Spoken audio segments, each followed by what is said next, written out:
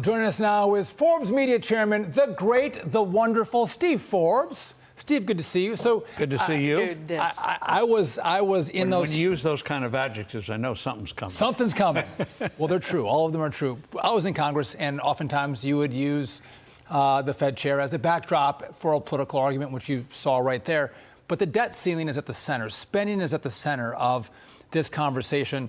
Are the Republicans right to push this debt ceiling to, almost a breaking point to make sure they get spending reforms?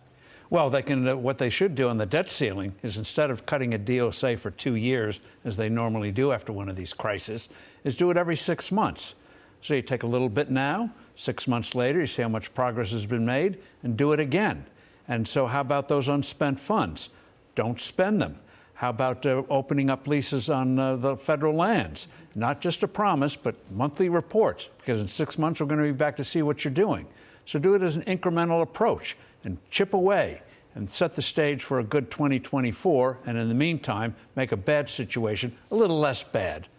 Yeah. But in terms of that, in terms of the just runaway spending, and we can always find John Kerry. He could find a microphone in a bog, but there's about $400 billion that was in that so-called Inflation Reduction Act that is a slush fund that John Podesta is running for green energy. So they got $400 billion to throw around to their cronies that will be set fire by the likes of Solyndra, which Sean will say. But here's John Kerry, who wants to throw your money at his green agenda.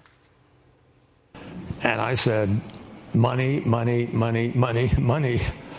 I swear to God, if you put money on the table, this is doable. This really can be done. And the finance reports say we need about anywhere from $2.5 to $4.5 trillion a year for the next 30 years to affect the transition. Steve, when he heard that, just made an audible gasp. Well, in previous times, he'd be sent for observation. Right. Not $2.5 trillion over 30 years or 10 years or 20 years. That's by year. He'd destroy the earth. And when you said about the fog earlier, I thought you were going to say in a bar, where a guy like that, you'd expect him to say something like that in a bar after a few pops.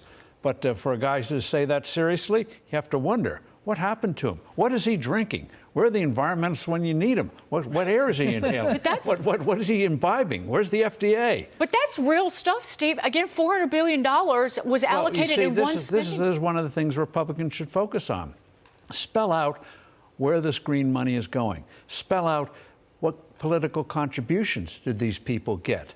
Spell out where the minerals are going to come from. Spell out how much child labor in the so-called Democratic Republic of the Congo. When any country calls itself democratic, you know it's the opposite, a dictatorship.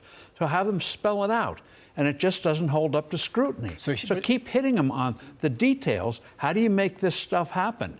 A typical wind farm, a couple of wind farms, has more unrecyclable plastics than all the plastic straws and cups in the world. Little factoid. Hammer that stuff home.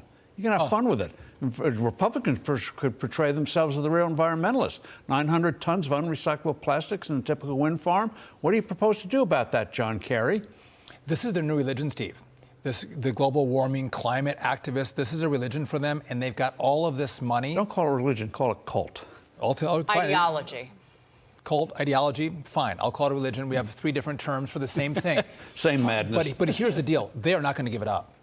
They will not give up that money. Even the unspent money, they will fight to the death. They will see us default on our debt because that's how serious they are. First of all, they don't have to default on the debt. There's plenty of money there. So call them out on that.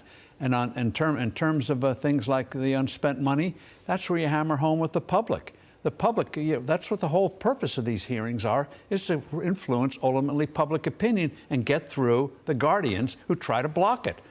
But Steve, the media's not going to tell that story. Media doesn't have to tell it. Because it's important to move the American people. You got the whole internet out there. You have people, young people are starting to use it. I hope you're right, Steve. Even in college. There was a piece in the New York Times from a Princeton guy saying the whole wokeness is starting to turn students conservative.